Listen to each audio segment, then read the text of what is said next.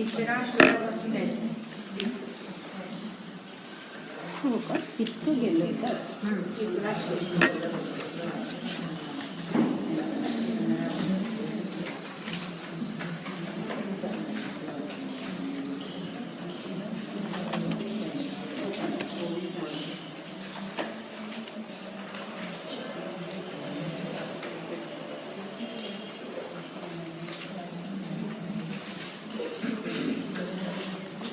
अजिबात कसं आठवत की हे झालंय आपलं. पहिले दोन झाले पूर्ण, त्याच्या पुढच्या सगळ्या ओव्या झाल्या. तिसरा श्लोक सुरू करायचा. श्लोक आता घेणार नाहीये. 210.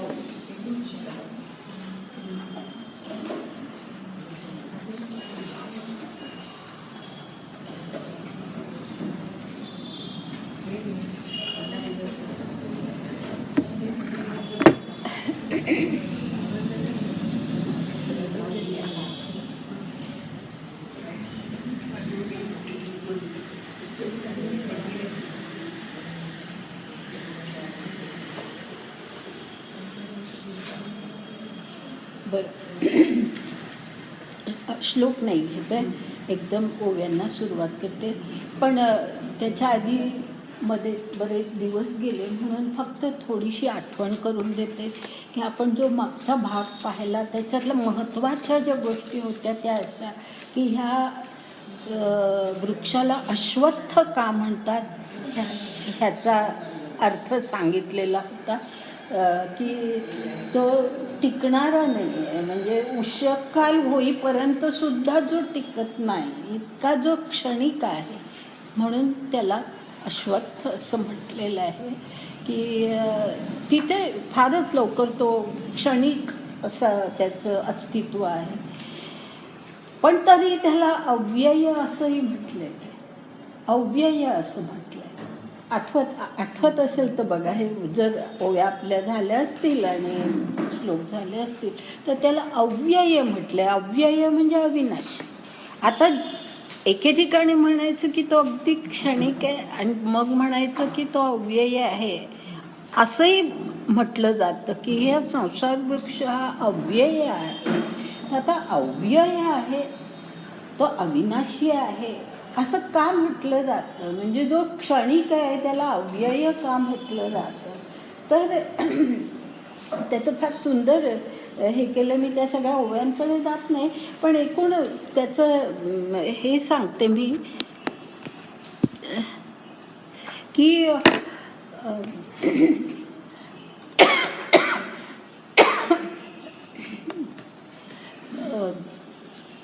अव्यय म्हणजे तो संपत नाही असं का वाटतं. तर काही उपमा त्यांनी फार सुंदर दिल्या आहेत ज्ञानदेवानी, आपण घेतल्या आहेत, त्या घेतल्या असणारच. म्हणजे की जसं समुद्रामध्ये एका बाजूनी पाणी वाफेनी नाहीसं होतं आणि दुसऱ्या बाजूनी नद्या समुद्रांमध्ये पाणी टाकतच असतात, त्यामुळे समुद्र भरलेलाच असतो. तसं ह्या जगामध्ये या संसार वृक्षाचं सगळं स्वरूप आहे की एकीकडे मृत्यू होत असतात पण त्याच्याही पेक्षा कित्येक पटीने जास्ती जन्म होत असतात आणि त्यामुळे हे चक्र चालूच राहतं. म्हणजे हा सतत अस्तित्वात आहे असंच वाटावं अशी परिस्थिती निर्माण होते आणि म्हणून त्याला मग अव्यय म्हटलं जातं की हा आहे. आपल्याला असं पहा, आपल्याला कुठे वाटतं की संसार वृक्ष संपतो, हे जग नाहीसं होतं असं आपल्याला कुठे वाटतं. की त्याने असंही म्हटलं की प्रलय झाला तरीसुद्धा पुन्हा प्रलयानंतर पुन्हा सृष्टी निर्माण होते. म्हणजे असं नाही की प्रलय झाला म्हणजे सगळं संपलं असं नाही आहे. तर अशा प्रकारे हे चालूच राहतं आणि त्यामुळे मग त्याला लोकांना असं वाटतं की हा अव्यय आहे, पण हे अज्ञान आहे, हे अज्ञान आहे असं त्यांनी म्हटलं आहे.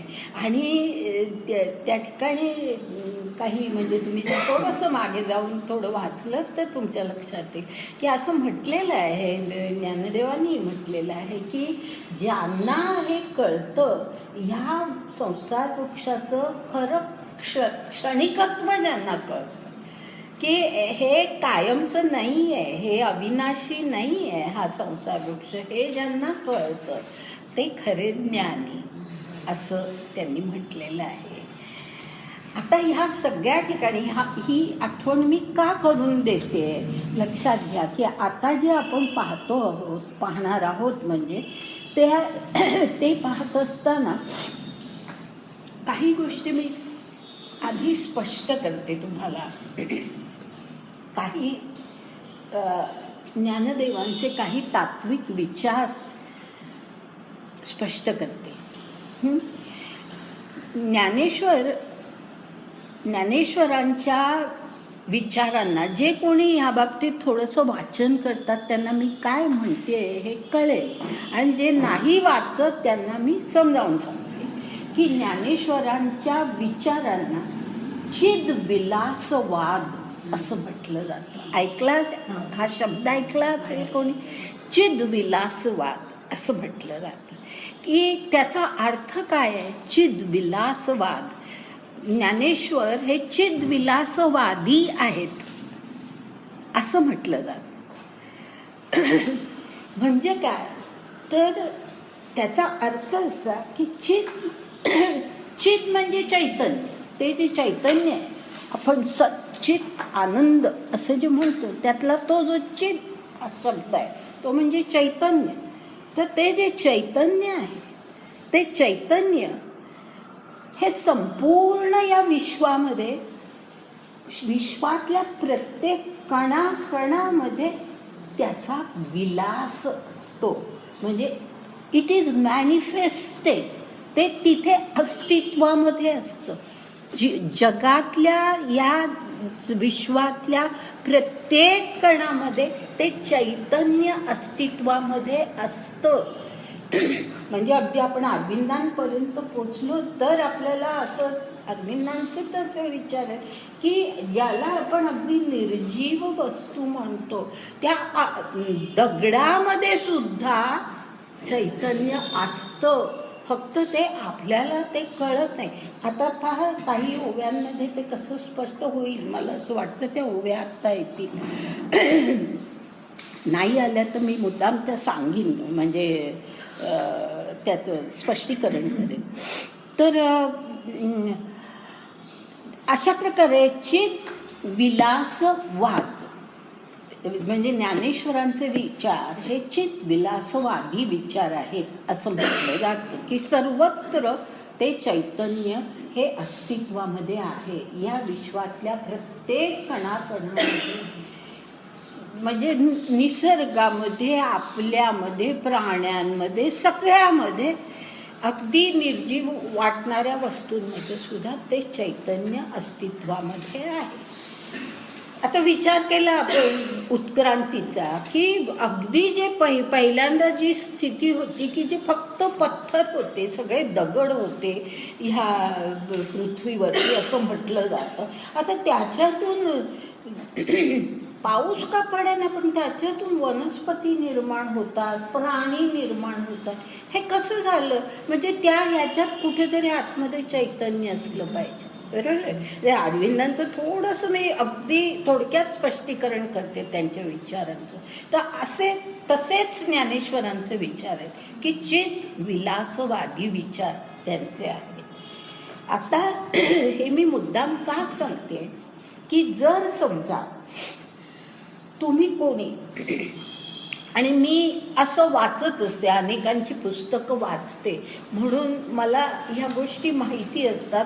तुमच्यापैकी जर कोणी 15व्या अध्यायाचं अनंतराव आठवलेंचं जर पुस्तक तुम्ही वाचलं, त्यांची पुस्तकं अनंतराव आठवले हे माझ्या गुरुस्थानी आहे. म्हणजे मी त्यांना प्रत्यक्ष कधी पाहिलेलंही नाही, पण त्यांच्यामुळे मला गीता खूप समजली. हे मला इतकं आतमध्ये ती जाणीव आहे. तर माझ्या ते गुरुस्थानी आहेत असं मी म्हणते. पण तरीसुद्धा काही ठिकाणी आपल्याला जर एखादा विचार नाही पटला तर तो आपल्याला स्पष्ट करता आला पाहिजे, आणि तो तुमच्या पुढे मी करते. आता हा 15वा अध्याय जो तुम्ही वाचलात त्यांचा, अनंतराव आठवलेंचा, ज्यांना वरदानंद, स्वामी वरदानंद असं म्हणतात, त्यांची सगळं गीतेच्या प्रत्येक अध्यायावरती त्यांची पुस्तक आहेत आणि फार सुंदर पुस्तक आहे. 15वा अध्याय जर तुम्ही वाचला तर त्याच्यामध्ये तुम्हाला 2-3 ठिकाणी असा उल्लेख दिसेल की ज्ञानेश्वर जे चिद्विलासवाद सांगणारे आहेत, त्यांचा चिद्विलासवाद आता इथे राहिलाच आहे कुठे, तो म्हणजे इट हॅज फेल अशा प्रकारे की त्यांना म्हणजे त्यांच्या विचारांना हे राहिलेलंच नाही आहे, ते विचार खरे ठरूच शकत नाही. कारण का तर हे सगळं जग जे आहे हे जग म्हणजे त्याचं, त्या चैतन्याचं अस्तित्व इथे आहे असं जर म्हटलं तर मग ते चैतन्य कधी नाहीसं होताच कामा नये, ते कधीच नाहीसं होता कामा. मग हे क्षणिक कसं आहे? मग त्याला हे असं का म्हटलंय, अश्वत्थ वृक्षाचं का म्हटलेलं आहे? हां, ते क्षणिक आहे असं जे काही गीतेमध्ये म्हटलेलं आहे त्यावरूनच स्पष्ट होतं की ते जर क्षणिक असेल तर ते अव्यय नाहीच आहे. आणि ते अव्यय नाही आहे म्हणजेच मग त्याचा अर्थच असा की चैतन्य जर सर्वत्र चैतन्य भरलेलं असतं तर मग ते नाश ते कधी झालंच नसतं. म्हणजे मग चिद्विलासवाद कुठे राहिला? असं इतक्या म्हणजे ना असं थोडं टॉन्टिंग करावं ना त्या प्रकारे काही काही ठिकाणी त्यांनी त्या 15व्या अध्यायामध्ये केलेलं आहे. आता कुठे राहिला ह्यांचा चिद्विलासवाद? अशा स्वरूपामध्ये उल्लेख केलेला आहे. पण या ठिकाणी माझा ह्या विचाराला म्हणजे अनंतराव आठवलेंच्या या विचाराला, हा विचार मला स्वतःला पटत नाही. आता का पटत नाही ते मी सांगते. ज्ञानेश्वर हे चिद्विलासवादीच आहे. आपल्याला पुढे पुढे आपण जसं जाऊया या अध्यायामध्ये तसं आपल्याला ते आणखीन स्पष्ट होईल, शेवटपर्यंत तर ते होईलच. ते चिद्विलासवादीच आहेत आणि तेच त्यांचं मत त्यांनी शेवटपर्यंत लिहिलेलं आहे, म्हणजे इथे स्पष्ट केलेलं आहे. आता ज्या वेळेला ते म्हणतात की हा क्षणिक आहे, हा अश्वत्थ आहे, असं ज्या वेळेला ते म्हणतात त्यावेळेला त्याचा खरा अर्थ काय आहे हे अनंतराव आठवलेंनी लक्षात घेतलं नाही आहे असं माझं स्पष्ट मत आहे. हां, सॉरी, म्हणजे माझ्या गुरुस्थानी आहेत हे मी स्पष्टपणे सांगते, पण तरीसुद्धा हे मला अगदी जाणवतं की त्यांनी ते लक्षात घेतलेलं नाही आहे की का असं होतं की म्हणजे जे काही त्याला अश्वत्थ असं गीतेमध्ये म्हटलेलं आहे आणि ज्ञानेश्वरसुद्धा त्याला क्षणिक असंही म्हणतात आणि असंही म्हणतात की त्याचं क्षणिकत्व ज्यांना कळतं ते खरे ज्ञानी असंही पुढे म्हणतात. हे जे आहे हेच त्यांचं खरं मत आहे. आणि असं का आहे याचं खरं उत्तर असं आहे की हे ह्या सगळ्याच्यामध्ये गीता किंवा ज्ञानेश्वर हे त्या जगाला क्षणिक म्हणत नाही आहेत. लक्षात घ्या, जगाला क्षणिक म्हणत नाही आहेत, तर जगाला किंवा संसाराला म्हणजे संसार वृक्षाला ते क्षणिक म्हणतात, पण आपलं जे अस्तित्व आहे त्याला ते क्षणिक म्हणत नाही आहेत. परंतु आपण सगळी माणसं जे ह्या संसारातल्या या प्रपंचातल्या सुखदुःखांमध्ये गुरफटलेलो असतो ते गुरफटणं क्षणिक आहे. ह्याचं ज्ञान ज्याला होतं तो खरा ज्ञानी. असं त्यांना म्हणायचं आहे. लक्षात आलं? हा फरक लक्षात घ्या की जग हे क्षणिक नाही, म्हणजे जगाची स्थिती जी काही आहे ती बरोबर त्यांनी सांगितलेली आहे, परंतु संसार वृक्ष जो आहे त्याला ते क्षणिक म्हणतात. त्याचं मुख्य कारण असं आहे की ह्या संसारातल्या सुखदुःखांना आपण चिकटतो. बरोबर आहे ना? की हेच मला पाहिजे आणि ते मला नको आहे, ह्याला आपण चिकटतो. ते आपलं जे चिकटणं आहे ते अज्ञान आहे आणि ते ह्या संसार वृक्षाचं मूळ झालेलं आहे. हा संसार वृक्ष खरं ब्रह्म हे त्याचं मूळ आहे, बरोबर आहे, पण त्या ब्रह्माच्या बरोबर माया आहे.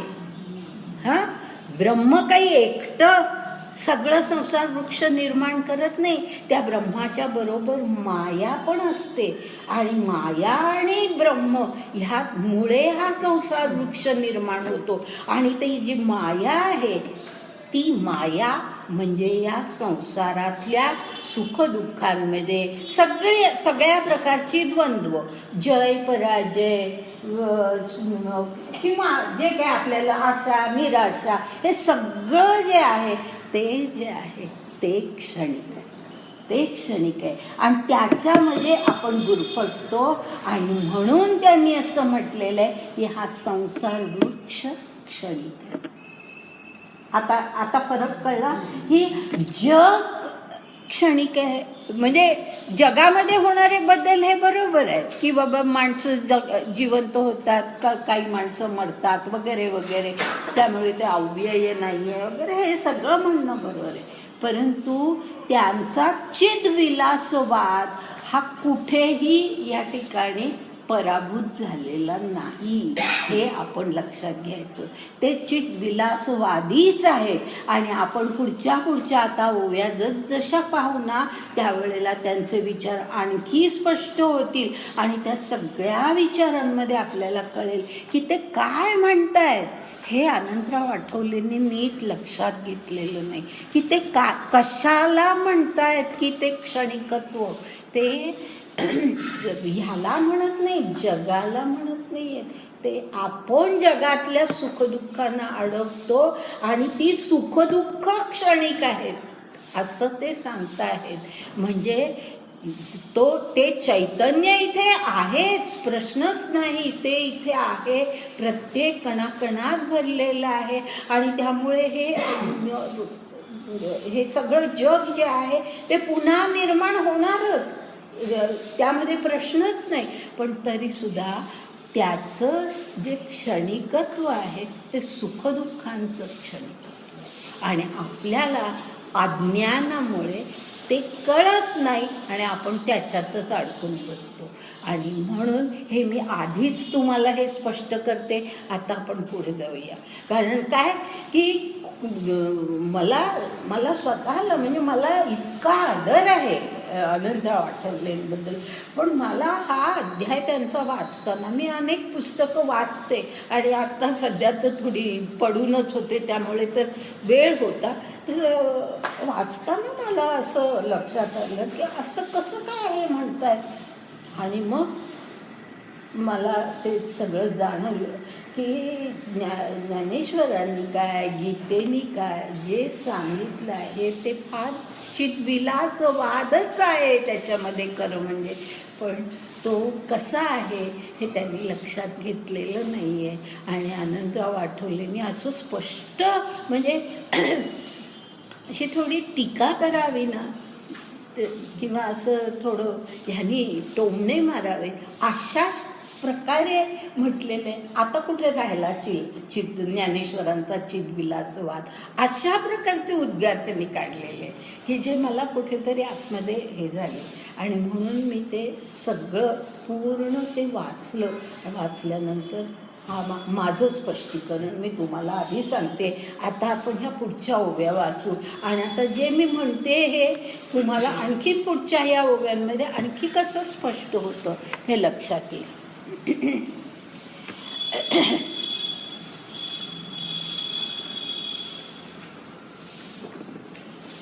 आता ह्याही ह्याच्यामध्ये श्लोक नाही वाचत आहे मी, पण ह्या ओव्यांमध्ये सुद्धा पहा कसं स्पष्ट होतं ते. आता संसार वृक्ष कसं आहे ते सगळं सांगितलं आहे त्यांनी, की त्याला अनेक फांद्या आहेत, वरती आहेत त्या कुठल्या फांद्या वरती गेलेल्या आहेत, की जे अत्यंत उच्च स्वरूपाचं असं ज्यांचं हे आहे, म्हणजे मनाच्याही वरती जे पोचलेले आहेत असे जे ऋषी, त्यांची नावंही घेतलेली आहेत त्यांनी. आणि ते सगळी ते वरच्या फांद्या आणि खालच्या फांद्या म्हणजे जे तमोगुणी माणसं असतात त्या खालच्या फांद्या, आणि अशा प्रकारे म्हणजे गुणांनुसार या फांद्या वर आणि खाली कशा असतात हे आत्तापर्यंत त्यांनी सांगितलं. आणि असा हा खूप प्रचंड पसरलेला असा हा संसार वृक्ष आहे. आता त्यानंतर मग आपण एकदम ओवी घेतोय 210 ओवी. परी तुझा हनपोटी, म्हणजे आता भगवंत अर्जुनाला म्हणतात, परी तुझा हनपोटी ऐसे गमेल किरीटी, जे एवढे झाड उत्पाटी ऐसे काही असे, की ब्रह्मयाचा शेवटवारी ऊर्ध्व शाखांचा थोरा आणि मूळ तव निराकारी ऊर्ध्वी असे. त्याच्या आधी ना,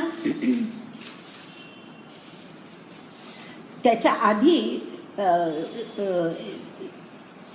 आधीच्या श्लोकाच्या ज्या ओव्या आहेत त्यातल्या अगदी शेवटच्या ओव्या पहा, कारण त्याच्याशी ह्या जोडलेल्या आहेत म्हणून त्या बघा.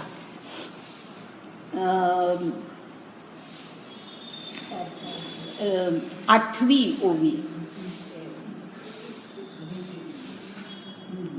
एवं तुझ अलौकिक हा अधोर्ध्व शाखू सांगितला भवरुखू ऊर्ध्व मूळू. म्हणजे मी तुला हा ऊर्ध्व मूळ हा संसार वृक्ष कसा आहे हे मी तुला सांगितलं.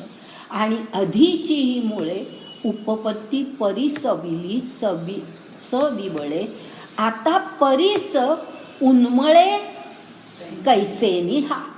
म्हणजे हे जे शेवटचं आहे ते महत्त्वाचं आहे, त्याच्याशी पुढच्या ओव्या जोडलेल्या आहेत.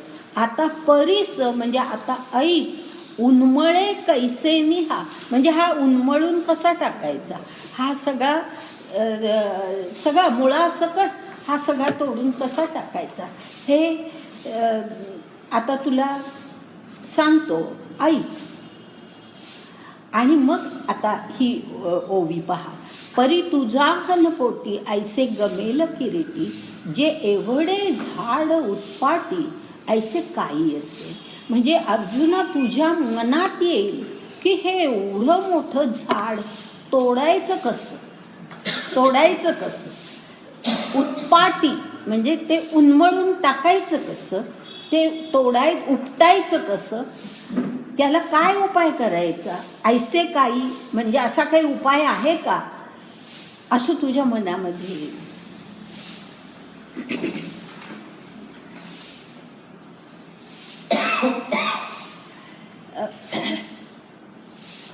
आता हा कसा आहे तर के ब्रह्मयाचा शेवटवरी ऊर्ध्व शाखांची थोरी आणि मूळ तव निराकारी ऊर्ध्वी असे.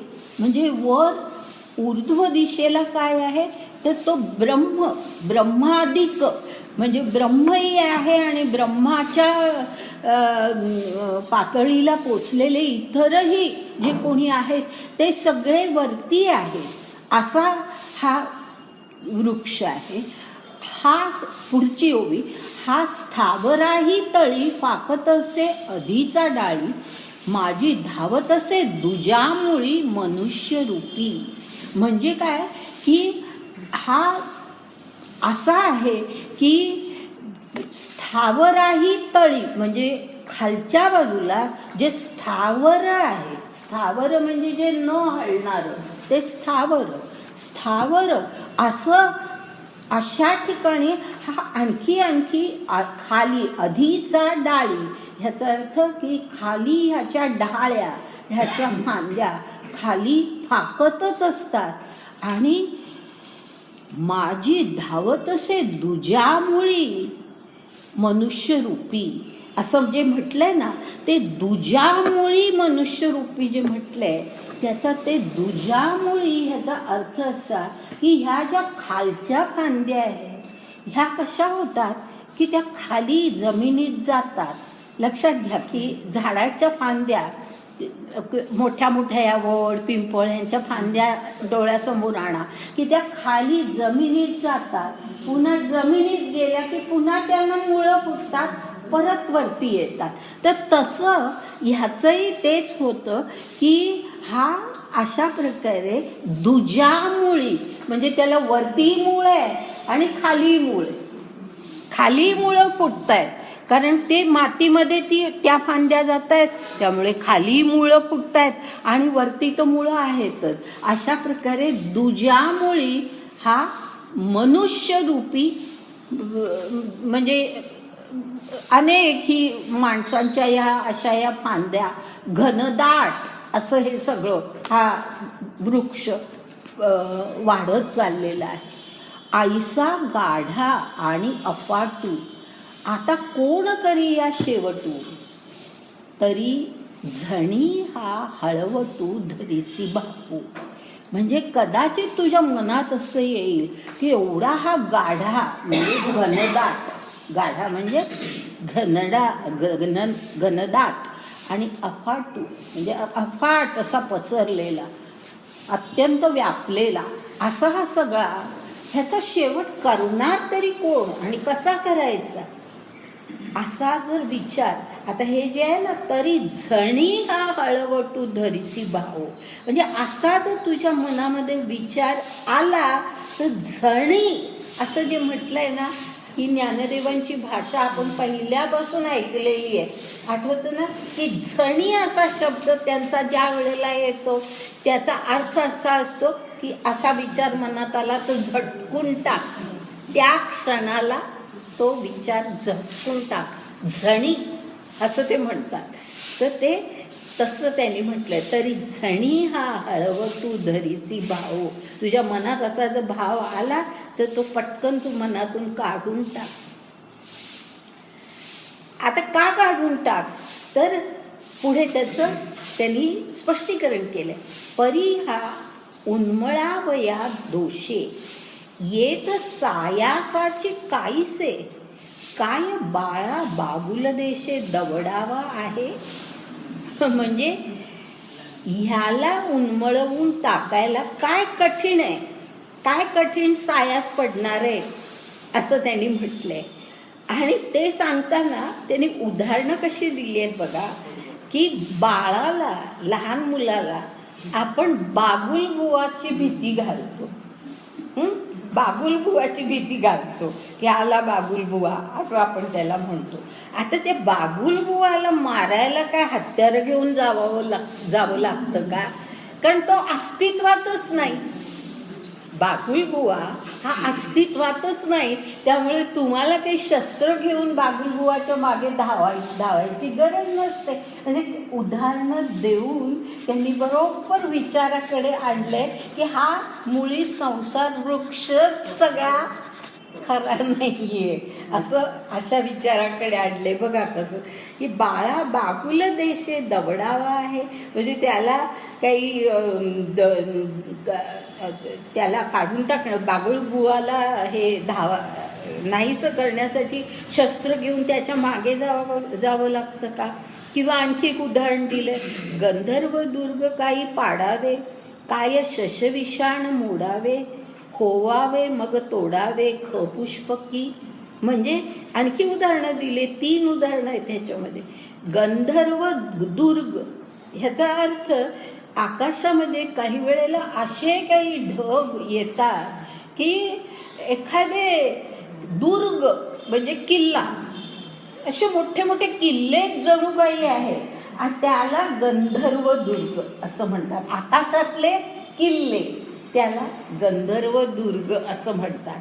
आता ते तरी काय, ते गंधर्व दुर्ग काही पाडावे, म्हणजे ते काय पाडावे लागतात का? कारण ते काय आकाशातले ढग आहेत, ते आपण आपल्याला काही करावंच लागत नाही, ते आपोआप निघून जातं.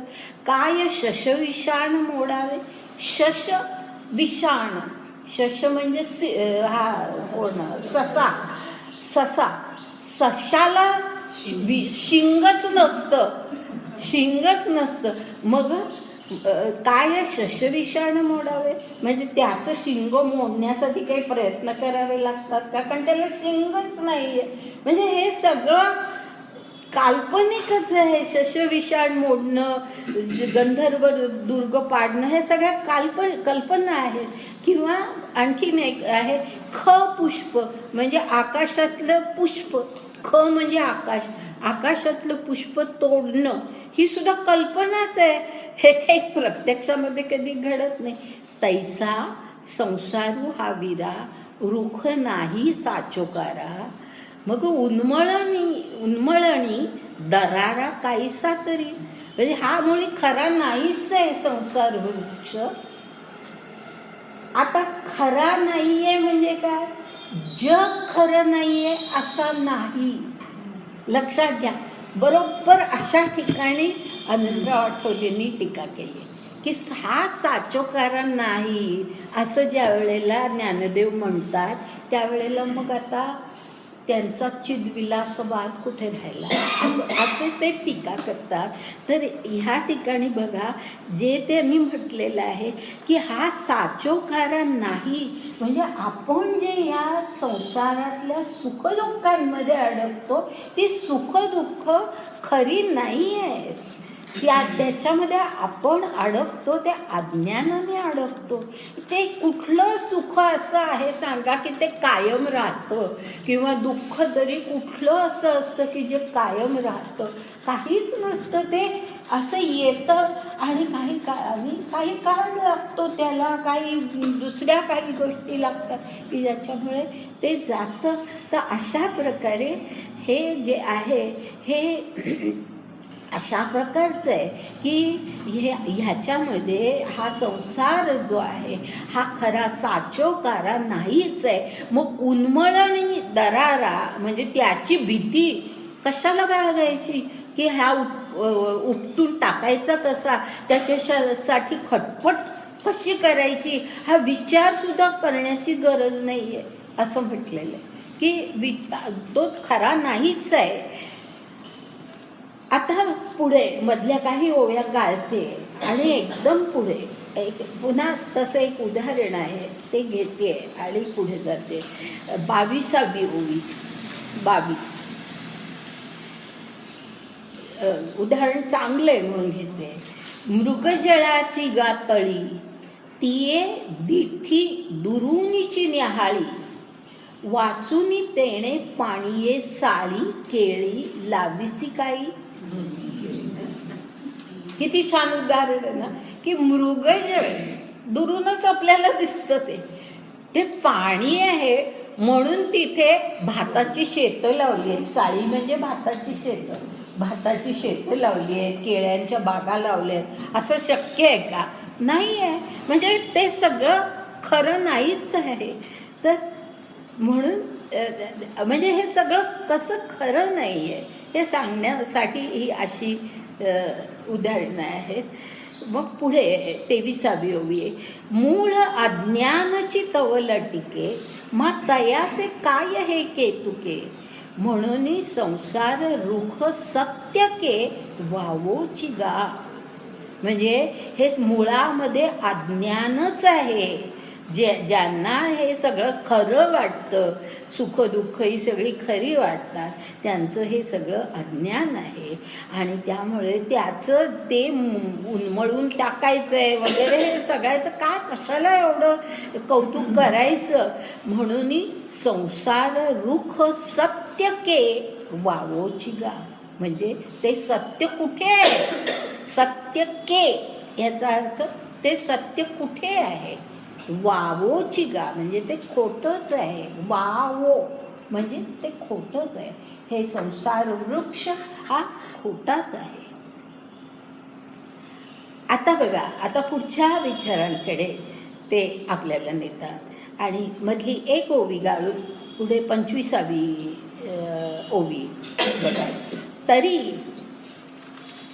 तरी प्रबोधू जव नोहे तव निद्रे काय अंतू आहे, की रात्री न सरे तव न पाहे तया आरवते. प्रबोधू जव नोहे म्हणजे जोपर्यंत आपल्याला इथे प्रबोधू ह्याचा अर्थ ज्ञान नाही आहे, जाग येणं, जागृती असा आहे, जाग येणं. जोपर्यंत आपल्याला जाग येत नाही तोपर्यंत निद्रेला अंतच नाही. बरोबर आहे ना? जोपर्यंत आपल्याला जाग येत नाही तोपर्यंत निद्रेला अंतच नाही. त्याचप्रमाणे पुढे म्हटलंय की रात्री न सरे तव न पाहे तया आरवते. जोपर्यंत रात्र संपत नाही तोपर्यंत पहाट होतच नाही. पाहे याचा अर्थ पहाट होणे, सूर्य उजाडण्याची वेळ येणे. पहाट होत नाही.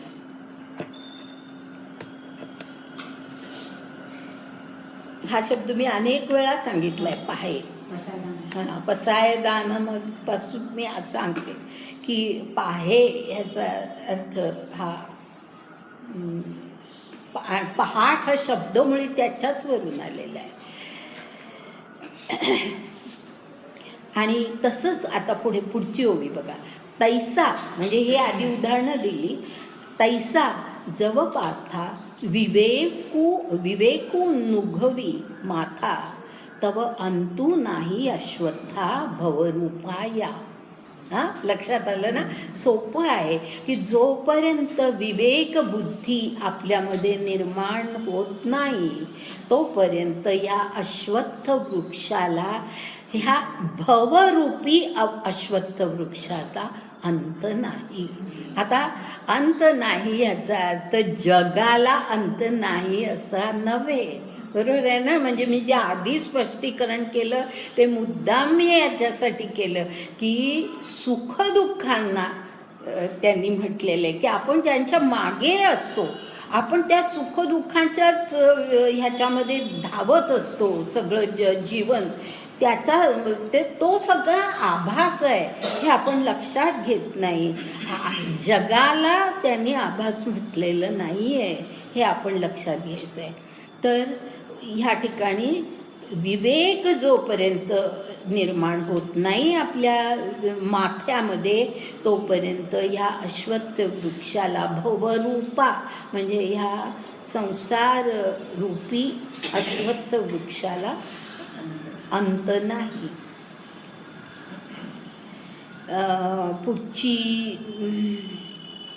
पुढची ओवी घेऊया. वाजत वारे निवांत जव न राहे जेथीचे तेथ तव तरंगता अनंत म्हणावी चिकी. म्हणजे जोपर्यंत वारा निवांत होत नाही, शांत होत नाही तोपर्यंत पाण्यावरचे तरंग अनंत राहतातच, त्यांना अंत नसतो.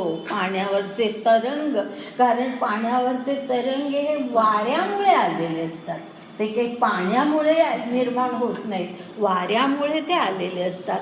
वारा निवांत झाला की नदी असो, समुद्र असो, काही जलाशय असो, एकदम तिथे शांत निवांत असं पाणी होतं.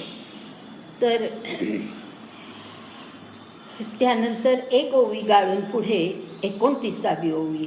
तैसे मूळ अविद्या खाये ते ज्ञान जे उभे होये, तैची या अंतू आहे एरवी नाही. तर मूळ याचं काय आहे? अज्ञान हे त्याचं मूळ आहे. अविद्या म्हणजे अज्ञान. हे सगळं आपण जे सुखदुःखांमध्ये अडकतो याचं कारण आपलं अज्ञान आहे. तर ह्याचं जे कारण आहे, ह्याचं जे मूळ आहे ते म्हणजे अविद्या. तर ते नाहीसं होऊन जोपर्यंत ज्ञान जयी उभे होय, म्हणजे अविद्या नाहीशी होऊन ज्ञान प्रगट झालं की तैची यया अंतू आहे एरवी नाही. म्हणजे या संसार वृक्षाचा अंत फक्त तेव्हाच होणार ज्या वेळेला आपल्याला ज्ञान होणार आणि अज्ञान आपल्यातलं जाणार. म्हणजे अज्ञान याचा अर्थ ह्या ठिकाणी अज्ञान म्हणजे निरक्षरता नव्हे. अज्ञान ह्याचा अर्थ हाच आहे की आपण संसारातल्या सुखदुःखांच्या मागे एकूण सगळ्या अनुकूल प्रतिकूल ह्या सगळ्या द्वंद्वांच्या मागे जे काही आपण धावत असतो त्यालाच आपण जीवन म्हणतो आणि तेच त्याच्याचमध्ये सगळं सुखदुःख मानतो. हे जे सगळं आहे ते आपलं अज्ञान आहे. ते जाऊन ज्या वेळेला आपल्याला खरं ज्ञान होईल त्यावेळेला आपोआप हा संसार वृक्ष नाहीसा होईल. म्हणजे पहा, अगदी जे बरोबर मी मगाशी सांगितलं ते विचार आता स्पष्ट झाले असतील की संसार वृक्ष ह्याचा अर्थ या ठिकाणी जो घेतलेला आहे की संसारातली सुखदुःख हाच आहे. जग असा त्याचा अर्थ नाही आहे.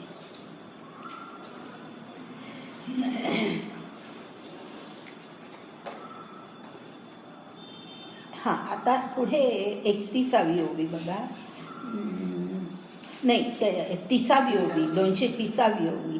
तेवीची हा अनादी ऐसी आखी शाब्दी तो आळू नव्हे निरोधी बोलतया. आळू नव्हे निरोधी बोलतया. म्हणजे ह्या संसार वृक्षाला अनादी असं म्हणतात. तर हा आळ नाही आहे. आळू असं जे म्हटलंय ना, हा त्याच्यावर आळ घेतलेला नाही आहे. म्हणजे आळ हा शब्दाला काही मोठा वाईट अर्थ नाही आहे या ठिकाणी, पण चुकीचा शब्द नाही आहे. अनादी असं ज्ञानेश्वरांना म्हणायचं आहे की त्या संसार वृक्षाला अनादी म्हटलंय हे चुकीचं नाही आहे, ते बरोबर आहे असं त्यांना सांगायचं आहे. आता ते कसं, तर ते पुढे कसं सांगतात पहा. पुढची ओवी. जे संसार वृक्षाच्या ठाई साचोकार तव नाही मा नाही तया आधी काही कोण होईल. म्हणजे जो संसार वृक्ष खरा नाहीच आहे, जो साचोकार नाहीच आहे, त्याला आधी कशी असेल. म्हणजे तो अनादीच आहे. म्हणजे तो अनादीच आहे. बरोबर आहे ना, कळलं ना, लक्षात आलं. म्हणजे अनादी त्याला म्हटलं तर तो ही काही चुकीची गोष्ट नाही आहे. संसार वृक्ष हा अनादी आहे असं म्हणणं बरोबर आहे. कारण त्याला आधी कशी असेल, जे खरं नाहीच आहे त्याला आधी कुठून असणार. त्याला आधीही नाही आणि अंतही नाही. जो साच जेथुनी, पुढची ओवी. जो साच जेथुनी उपजे तया ते आधी हे साधे. म्हणजे जर समजा कशातून तो निर्माण झाला तर त्याला आधी असं म्हणता येतं. आता नाहीची तो म्हणजे कुठून या, जर त्याला जर काही हेच नाही कुठून तो निर्माण झालेला आहे असं जर काही नाहीच आहे, ते सगळं आपलं अज्ञानच आहे.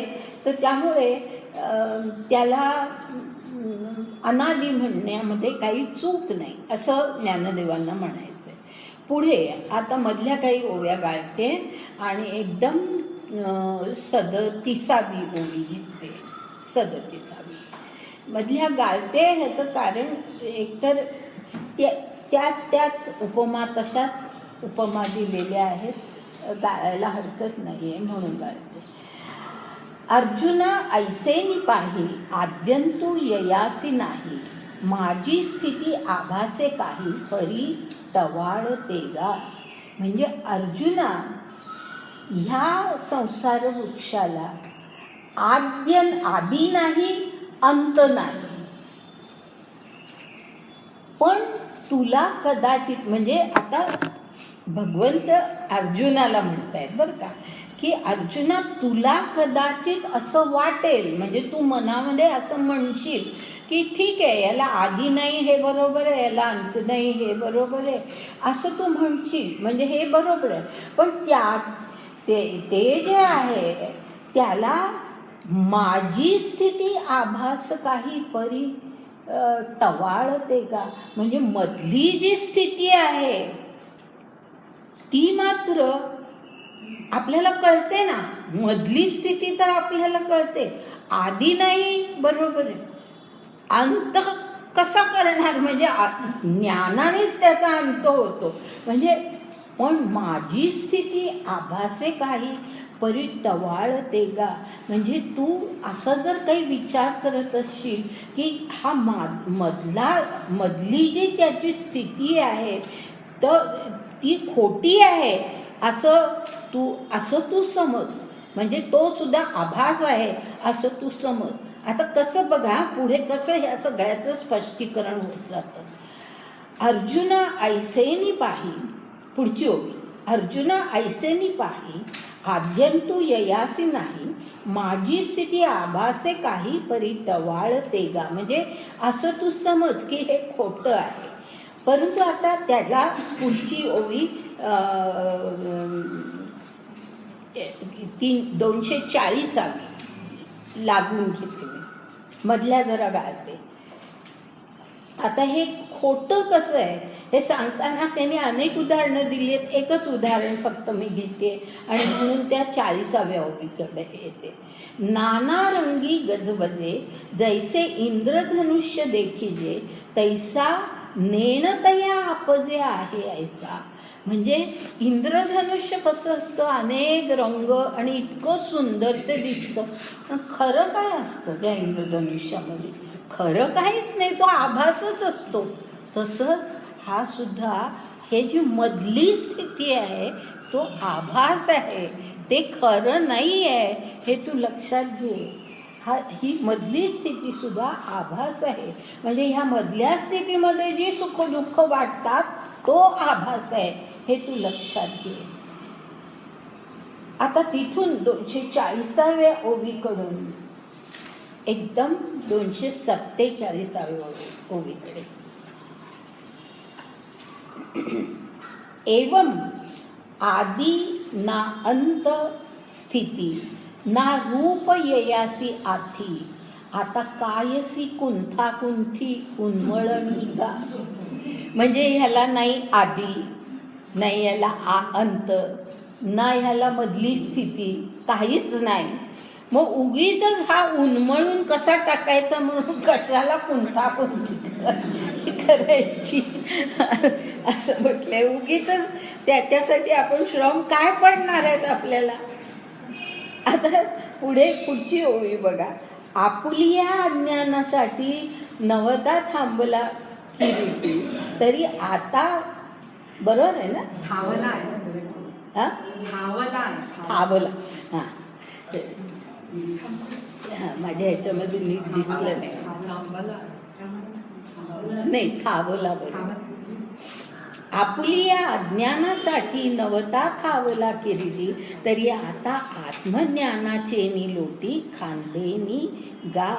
म्हणजे त्याला आता असं सांगितलेलं आहे की अज्ञानामुळे हे सगळं संसार वृक्षाचं स्वरूप आहे, हे सगळं जीवन आहे असं आपल्याला जर वाटतं, त्याच्यातली सुखदुःख ही आपल्याला अज्ञानामुळे वाटतात, त्यांचं अस्तित्व खरं आहे असं आपल्याला अज्ञानामुळे वाटतं, तर त्याला छेदून टाकण्याचा उपाय काय आहे?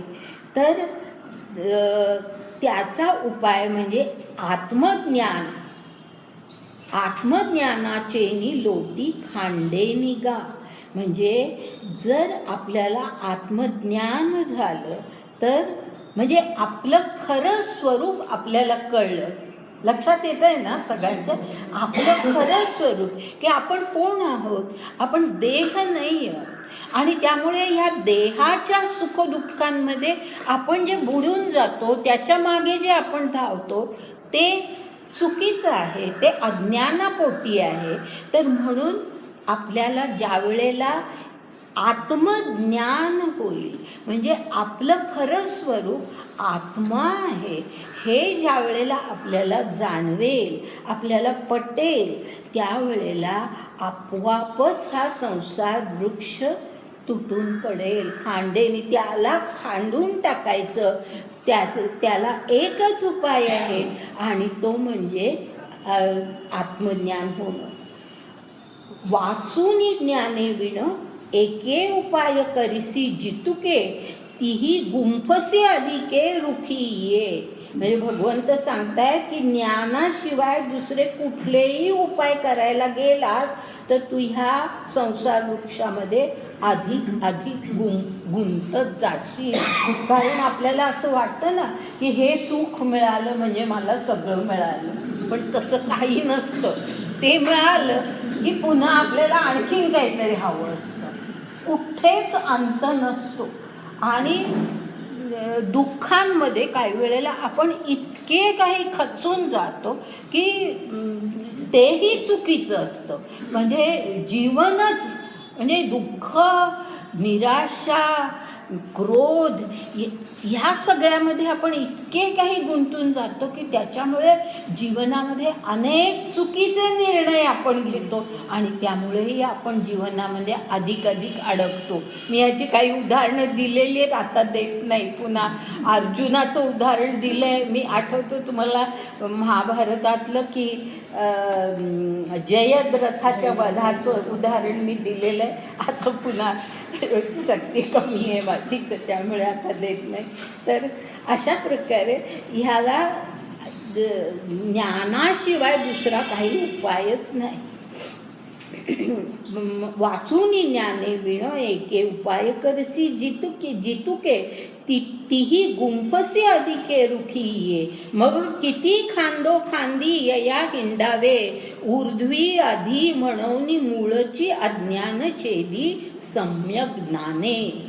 म्हणजे किती तू या संसार वृक्षाच्या खांदोखांदी म्हणजे सगळ्या खांद्यांवरून म्हणजे तमोगुण झाला, रजोगुण झाला, सत्वगुण झाला, सगळे सगळे प्रकार केले.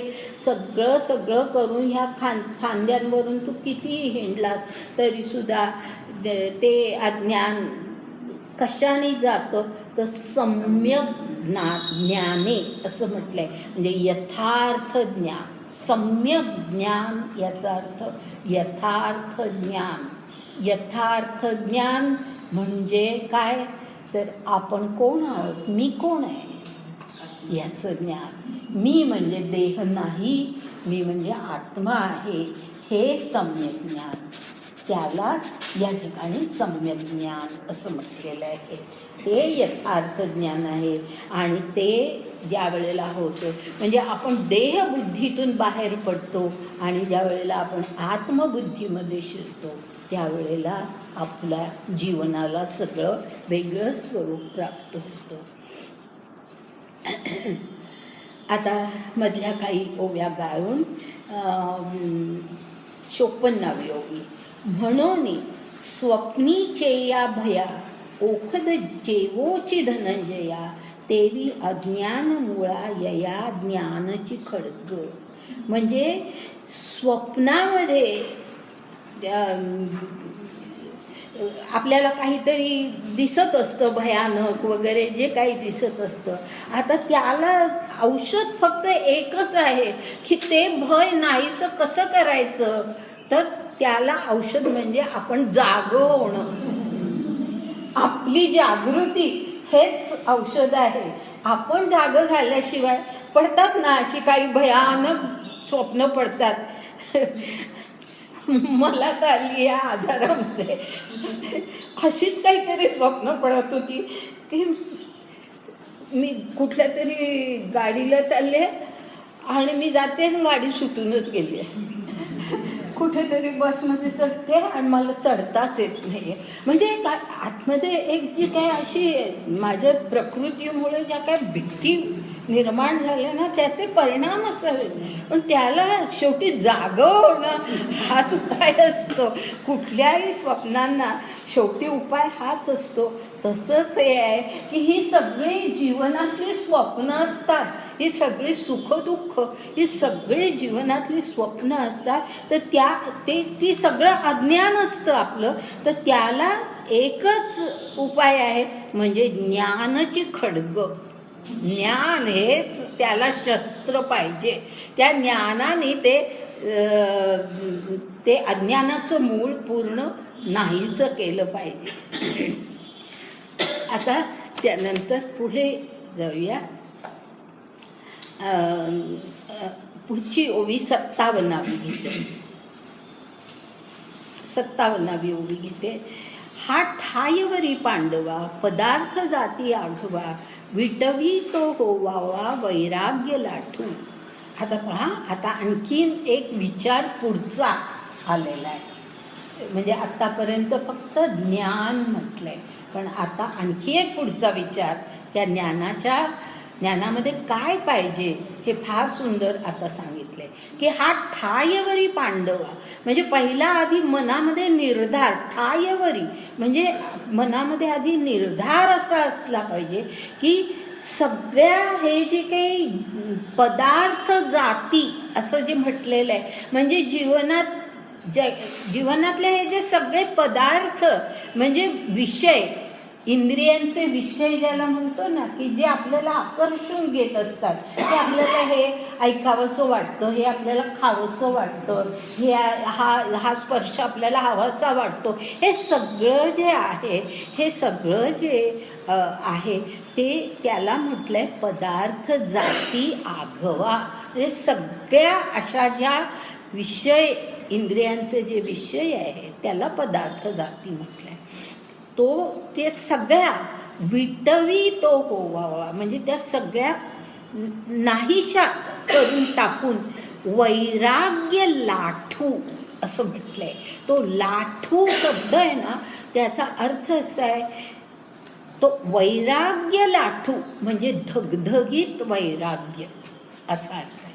धगधगीत वैराग्य म्हणजे अशा कशामध्येही आपण गुंतायचं नाही, कुठल्याही या आकर्षणांमध्ये आपण गुंतायचं नाही. धगधगीत वैराग्य ज्याला म्हणतात. लाठू हा शब्द हा अशाच अर्थाने असतो की अगदी खूप प्रचंड मोठं असं. तर ह्या ठिकाणी त्याला अगदी योग्य म्हणजे धगधगीत वैराग्य असं आपण म्हणू शकतो. आणि मधल्या काही ओव्या मी गाळणार आहे, पण एक शब्द मात्र महत्त्वाचा आहे आणि तो मी पुढच्या ओवीतला देहांतेचे हळे असं म्हटलेलं आहे. तो महत्त्वाचा शब्द आहे. म्हणजे काय, तर ही जी देहाबद्दलची अहंता आपल्यामध्ये असते की मी म्हणजे कोण, तर देह, आणि त्यालाच आपण अहम म्हणतो. ती जी अहंता आहे, देह अहंता आपल्यामध्ये आहे, ती जी आहे ती आपल्यातली गेली पाहिजे. कारण ती देह अहंता जोपर्यंत आपल्यामध्ये आहे तोपर्यंत आपल्यामध्ये वैराग्य कधी निर्माण होऊ शकत नाही. तर ही देह अहंता जी आहे ती आपल्याला त्या ज्ञान खड्गाने ती काढून टाकायची आहे. असं म्हणजे वैराग्य म्हणजे काय, तर त्याच्यामध्ये हे आहे की देह अहंता ही ज्ञान खड्गाने ती नष्ट करायची. आणि मग पुढे मधल्या ओव्या घेत नाही, पण मग पुढे पहा किती सुंदर त्याला पुढे कसं जोडायचं. तर 260वी ओवी, 260वी नाही, 261वी ओवी, 261वी ओवी.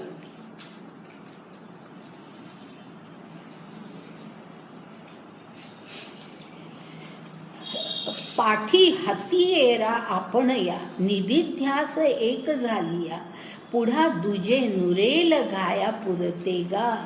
म्हणजे आता इतकं सुंदर हा विचार आहे, तो नीट समजावून घ्या. नुसतं जर हे वाचलं तर त्याचा अर्थ कळत नाही, पण फार सुंदर त्याच्यामध्ये अर्थ आहे. त्याच्यामध्ये काय म्हटलेलं आहे की एकदा का तुम्हाला ही देह अहंता तुम्ही काढून टाकली आणि मी म्हणजे कोण आहे, तर मी म्हणजे आत्मा आहे, आणि म्हणजेच मी म्हणजे ब्रह्म आहे. बरोबर आहे. आत्मा हा ब्रह्मच आहे. आपण म्हणतो ना, आपण पहिली प्रार्थना म्हणतो ती काय आहे, तशीच आहे. म्हणून ती मी रोज म्हणायला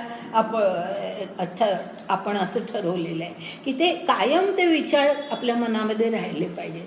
तर मी म्हणजे ब्रह्म आहे हा विचार जो आहे हा त्या निधिध्यास असा जो पुढे एक शब्द आलाय बघा, निधिध्यास एक झालिया असं जे म्हटलंय ना त्या ओवीमध्ये 61व्या ओवीमध्ये, तो निधिध्यास म्हणजे हा निधिध्यास आहे की मी ब्रह्म आहे. हा निधिध्यास म्हणजे हा एक निर्धार, हा एक मनाचा निर्धार की मी ब्रह्म आहे, मी देह नाही आहे, मी आत्मा आहे आणि माझा आत्मा म्हणजे ब्रह्मच आहे.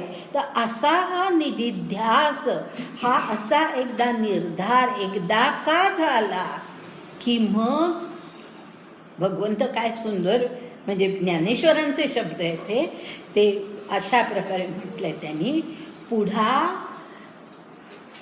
आता त्यांनी आधी म्हटलंय पाठी हत्तीयेरा आपणया, म्हणजे मग नंतर हत्यार घेऊन त्या झाडाचं हे करायचंय आपल्याला, खडग हातात घेऊन त्या झाडाचं मूळ कापून टाकायचंय. तर एकदा हा निधिध्यास आधी मनामध्ये झाला पाहिजे, मग आपण ते खडग हातामध्ये घ्यायचंय. पण ते खडग हातामध्ये घेतल्यानंतर पुढे काय होईल तर पुढा दुजे नुरेल घाया पुरते गा.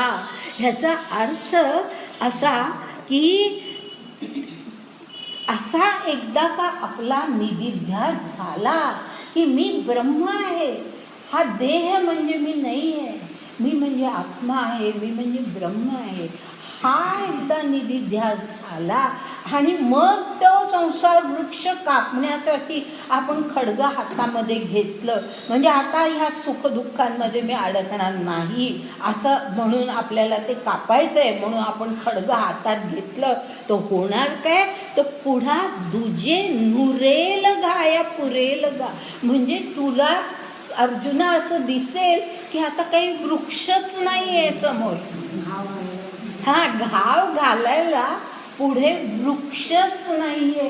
कारण एकदा मी ब्रह्म आहे हा निधिध्यास झाला की संसार वृक्ष उरणार कुठून.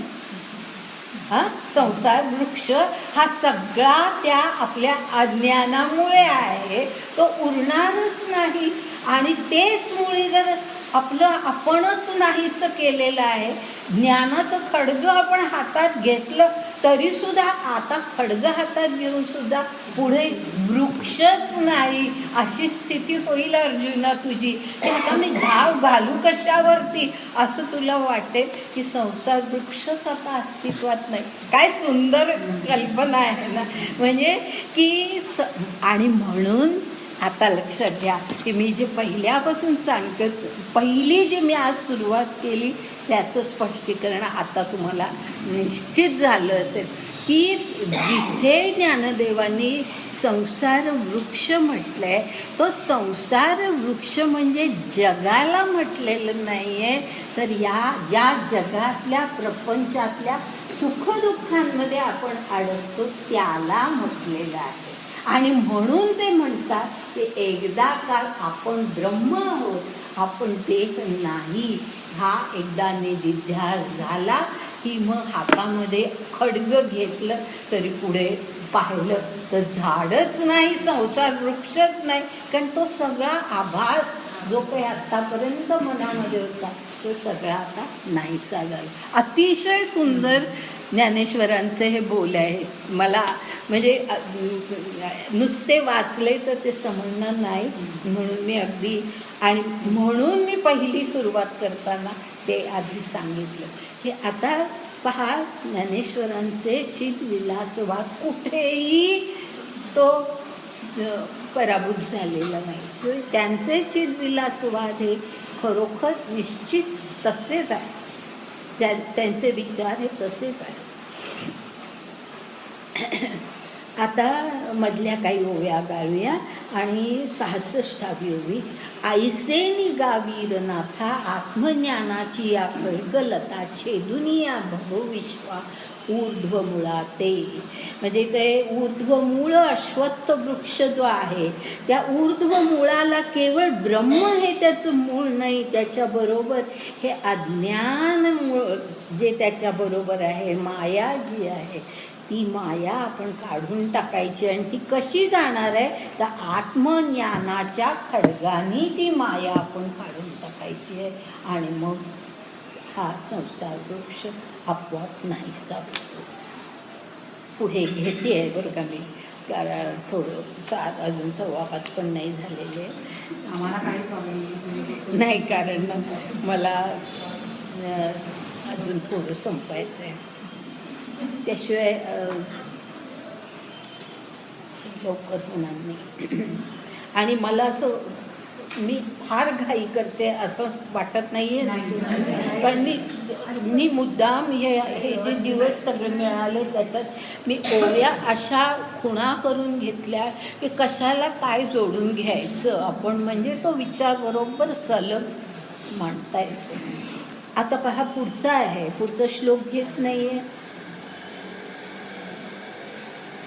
आता पुढची 67वी जी ओवी आहे त्याची ओवी वाचते, पण त्याचं स्पष्टीकरण नंतर आपण सांगते की ओवी कशी आहे. मग इदम तेसी वाळले जे मीपणे विण डहारले ते रूप पाहिजे आपले आपणची. हे वाचलं नुसतं तर कठीण आहे अर्थ समजणं, बरोबर आहे ना.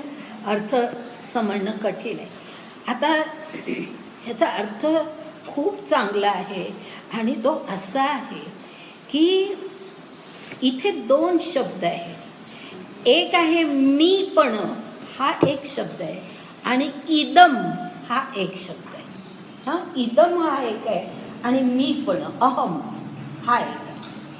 आता यामध्ये त्यांनी काय म्हटलं आहे की आधी तुम्हाला आधी स्पष्ट करते विचार काय आहे की एकदा अहम हा विचार कधी येतो, ज्या वेळेला आपली देहाबद्दलची अहंता असते त्यावेळेला तो अहम असतो आपल्यामध्ये, बरोबर आहे ना. की देह मी माझ्यापेक्षा हे सगळे वेगळे असं जेव्हा आपण म्हणतो त्यावेळेला देहाबद्दलची अहंता आपल्यामध्ये असते. म्हणजे देहाबद्दलची अहंता ज्या वेळेला मनामध्ये असते त्यावेळेला आपोआपच मी वेगळा, हे विश्व वेगळं आणि तो ईश्वरही वेगळा. कारण तो ईश्वर कुठे आहे, कारण तो त्याला मग आपण काय म्हणतो इदम म्हणतो, इदम म्हणतो. इदम खलु इदम ब्रह्म असं जे आपण म्हणतो, खलु इदम ब्रह्म म्हणजे हे सगळं विश्व हे ते ब्रह्म आहे असं आपण म्हणतो. ते इदम हा जो शब्द आहे तो शब्द अहम येतो म्हणून इदम हा शब्द येतो, बरोबर आहे. अहम आला म्हणून इदम आला. अहमच आलं नाही तर इदम येणारच नाही. मी नाही मग तो ती हा भागच येणार नाही. सगळे मीच. हे जसं दुसऱ्या एके ठिकाणी ज्ञानेश्वरांनी म्हटलं हे विश्वची माझे घर ऐसी मतीच्या याची स्थिर किंबहुना चराचर आपणची झाला असं म्हटलेलं आहे. सगळं चराचर म्हणजे मीच असं ज्या वेळेला माणसाला वाटेल, हे सगळं विश्व म्हणजे मीच आहे असं ज्या वेळेला माणसाला वाटेल त्यावेळेला मग इदम राहणार नाही. तो कोणाला म्हणायचं, ती कोणाला म्हणायचं, सगळे मीच, बरोबर आहे. म्हणजे त्याचं म्हणजे हे कसं की त्याचं दुःख ते माझं दुःख, त्याचं सुख ते माझं सुख, अशी परिस्थिती होते. हां, भेदभाव राहतच नाही. भेदभाव जो येतो तो अहममुळे भेदभाव येतो. आणि म्हणून आता इथे त्यांनी काय म्हटलंय की मग इदम तेसी वाळले जे मी पण डहारले. आता पहा की इदम का डहारले, तर अहम आहे, मी पण आहे म्हणून ते इदम डहारलं होतं. तर ते आता मी पण गेलं की मग इदमही जातं, ते वाळून जातं, इदम जातं. ते रूप पाहिजे आपले आपणची, आणि मग जे रूप आपल्याला दिसतं ते आपलं खरं स्वरूप आपणच आपल्याला बघायचं असतं. दुसरे किती ग्रंथ तुम्ही वाचा, किती पाठांतर करा, किती पारायण करा, किती समजावून घ्या, कोणीही गुरु करा, काही करा, त्यांनी काहीही आपल्याला आपल्या ह्याच्यामध्ये फरक पडत नाही. फरक कधी पडतो की आपलं खरं स्वरूप आपणच पाहायचं असतं.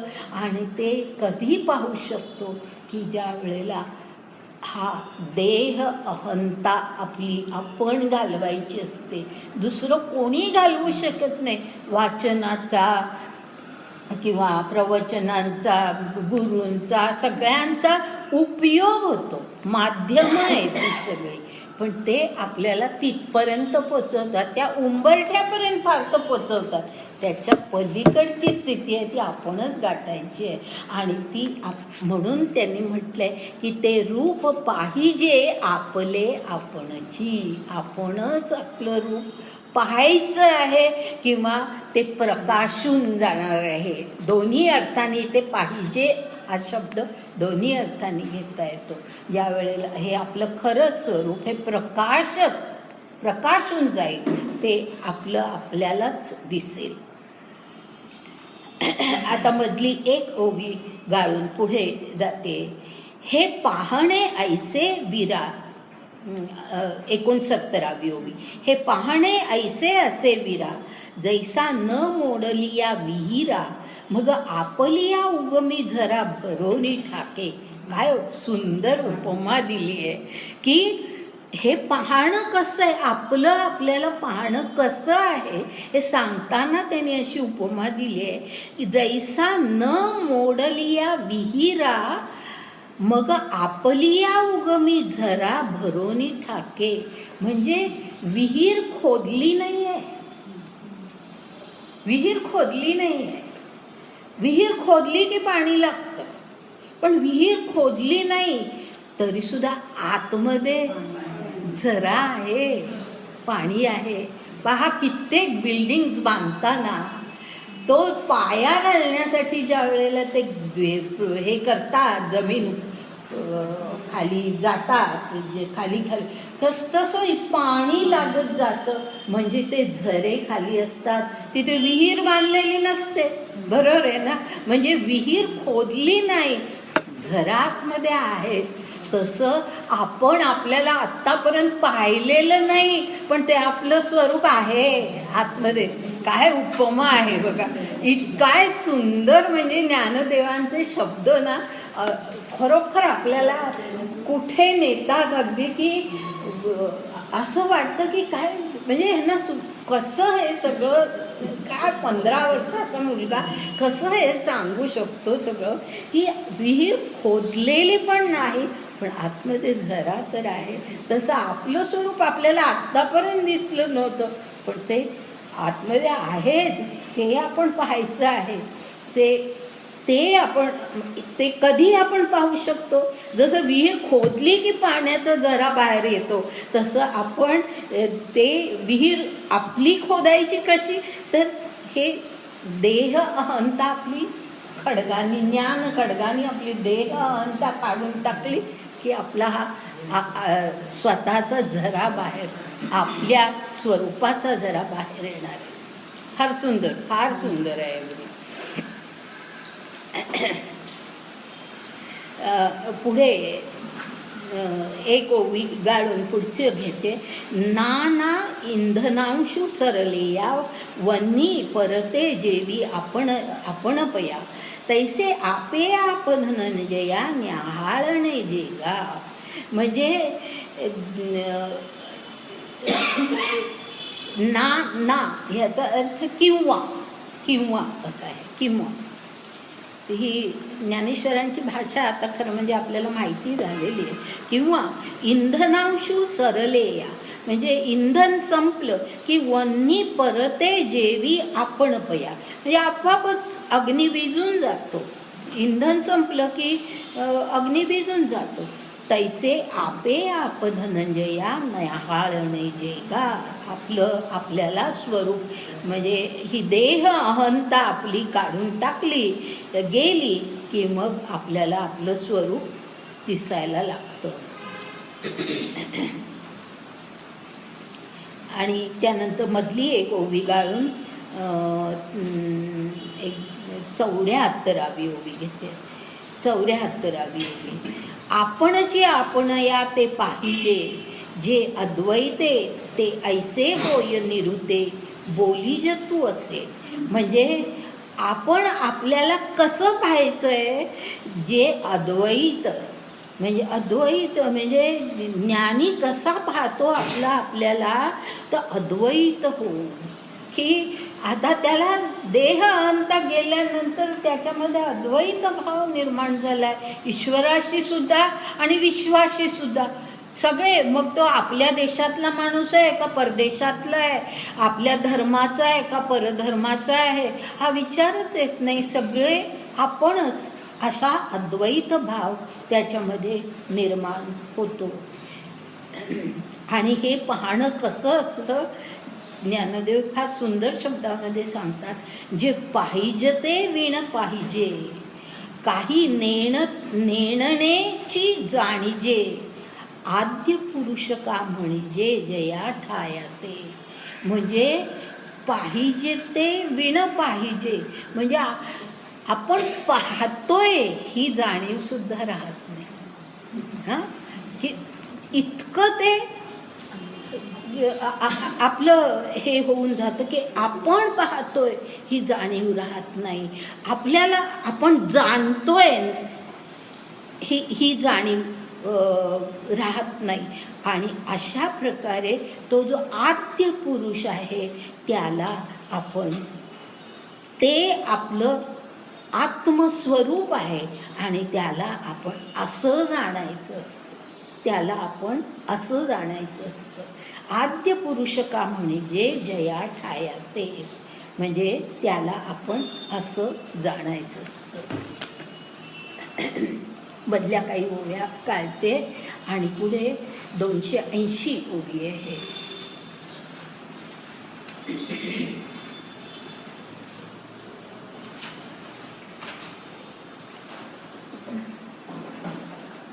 जिये का वस्तूचे नेणणे, आणिले थोर जगी जाणणे, नाही ते नोंदविले जेणे मी तू जगी. आता साधा अर्थ आहे, मी प्रत्येक शब्द अगदी स्पष्ट करत नाही. मी तू हे जे सगळे भाव आपल्या मनामध्ये येतात हे आपण नोंदवतो, म्हणजे ते आपल्या जीवनामध्ये असतात. हे का असतात, तर अज्ञानामुळे असतात. खरी जी वस्तू आहे त्याला आपण जाणत नाही. वस्तूचे नेणणे असं जे म्हटलं ना, म्हणजे आपण त्या खऱ्या वस्तू म्हणजे मूळ वस्तू म्हणजे परमेश्वर, त्या परमेश्वराला, त्या ब्रह्माला. आता वस्तू हा शब्द परिचयच आहे आपल्या, अनेक वेळा आलेला आहे. तर वस्तू म्हणजे परमवस्तू म्हणजेच परमेश्वर.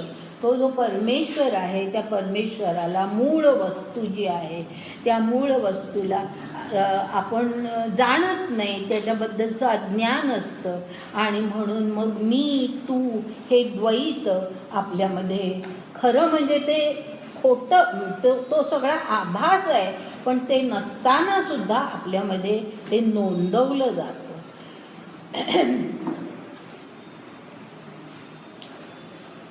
आता हे आत्तापर्यंत अज्ञानामुळे कसं ते सगळं वाढतं हे सांगितलं.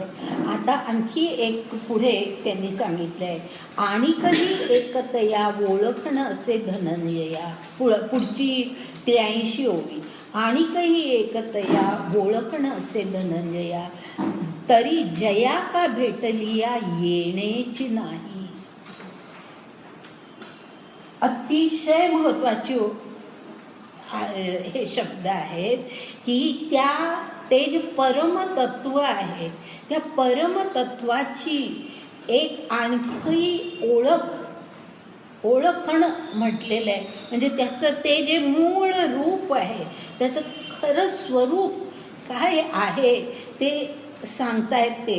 आणि त्याचं ते मूळ स्वरूप कसं आहे तर त्याची ओळखणं म्हणजे ते कसं ओळखायचं तर ते असं ओळखायचं तर जया का भेटलिया येण्याची नाही.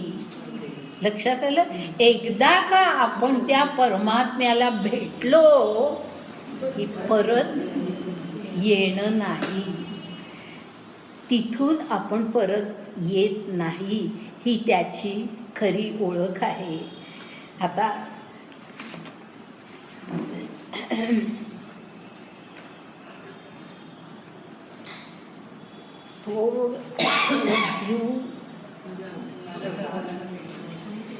थांबते पुढच्या वेळेला.